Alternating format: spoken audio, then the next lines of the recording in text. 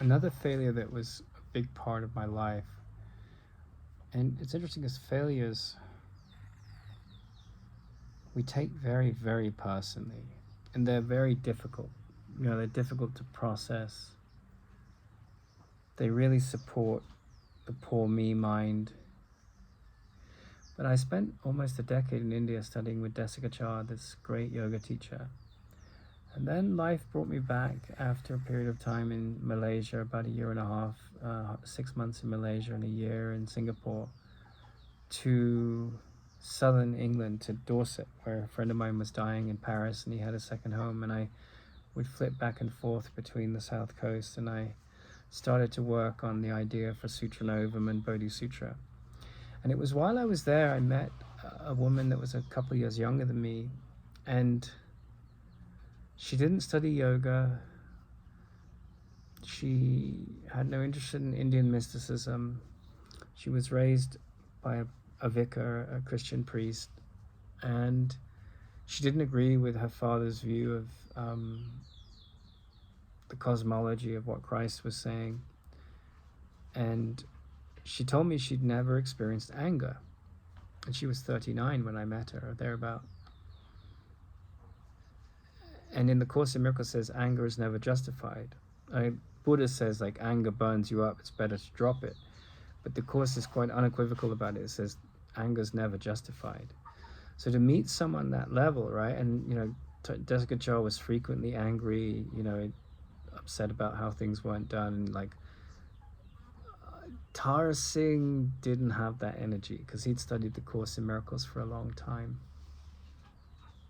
And I would say that though Desikachar was an extremely advanced technical teacher of the Yoga Sutras, of Vedic chanting, and of yoga asanas, pranayama, pratyahara,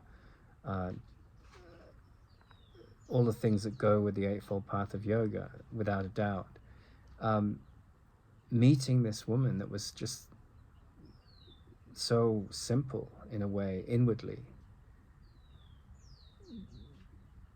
I'd failed to be the yoga teacher I set out to be, but I'd fallen into the lap of Ramana Maharshi's wisdom.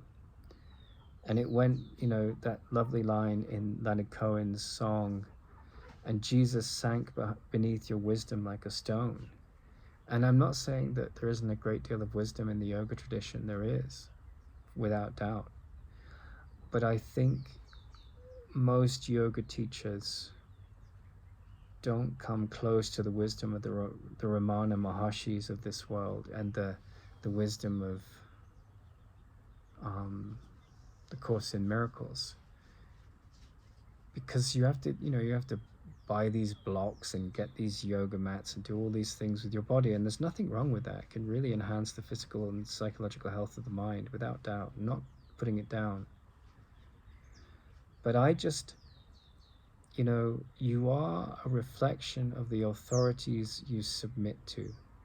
And in my case, like the authority of Desikachar and Krishnamacharya, I have nothing but respect for the lineage that they've supported.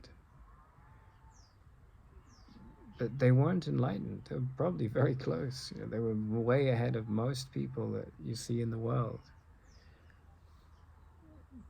But being in the presence of Krishnamurti's schools, being in his quiet room, studying him for many years, being in the presence of Tara Singh, hearing him speak from a place that was clearly very elevated, seeing his compassion that was just saintly, without the piety of an organized religion, belief system behind him, and the corruption of that as well.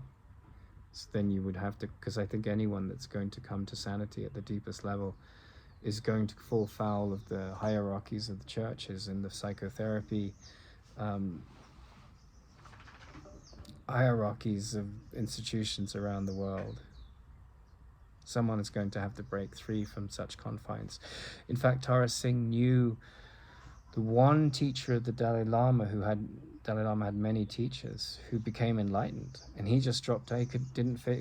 He was an abbot in like one of the biggest monasteries in Tibet, and in Tibetan culture, because obviously Tibet had been taken over by the Chinese by then.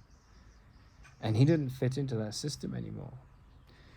So to transcend the limitations of the system, and that's why I always, when I ever see people trying to start monasteries and build up this cult around the Course in Miracles, I'm like, well, there before the grace of God go I, or become gurus, because the moment you get a little bit of power and recognition and importance in the world, if you don't deflect from that in your inner journey, you can think you're onto something, you're fixing the world.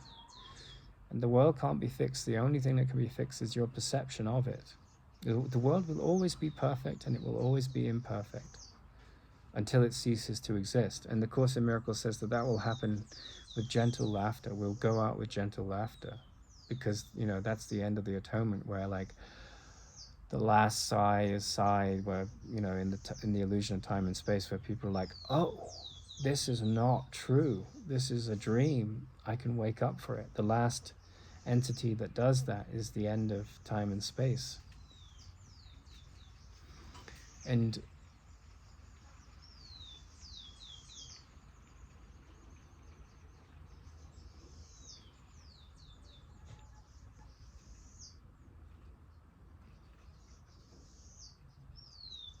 if you're very serious, a very serious person,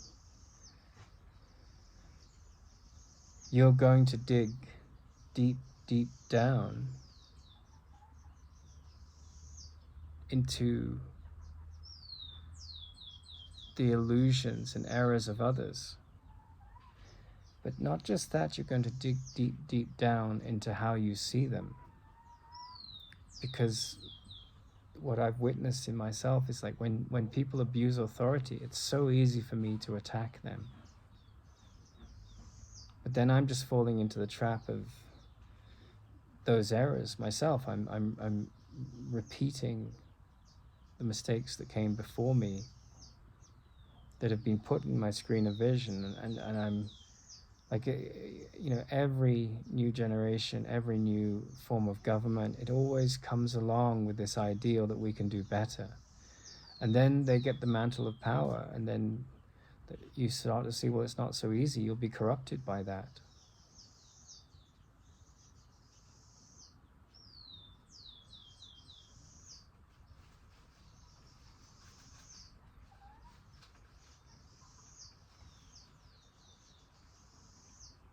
And, you know, if, like, in a way, a year and a half ago, I was given a great gift. I started to have these incredible insights into Tesla's work and Einstein's errors, and I have no doubt that I was onto something there. It wasn't delusional. But I think that was something that was like,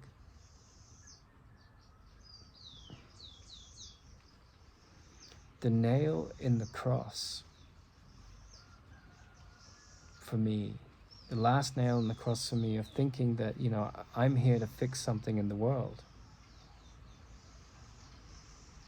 Because yes, I mean, like, bring to application the teachings that Alan Savory is advocating about ecology. We'll see we could reverse the deserts of the world. We could do it.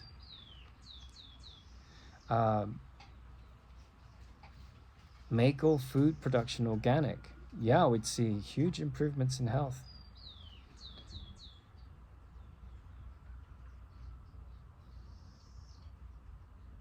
Teach Robert A. Johnson's books to teenagers in the West about the masculine, the feminine, and the romantic joining of the we. We'd see huge improvements in marriages if we did it right. Make it a policy to every house gets built with solar from now on, and push taxes into that. Make sure that all the governments of the world give 50% of their army budget to humanitarian work, and make sure that we send our armies to the people we most hate, the most vilified in our politics, to support their humanitarian needs, and make sure that the armies go with no weapons. Just imagine if we started to employ these kind of policies. Make a global fund for hydrogen fusion engineering. Study the impact of gyroscopic forces on creating artificial gravity. All of these things are immensely intelligent. All of them can reduce suffering and look at the root causes of our problems in the world. But they all work at the level of effect, and they're enlightened policies. But that's not really what the Course in Miracles is about. That's not what really enlightenment is about. It's about seeing the world as perfect, as a classroom for you to outgrow.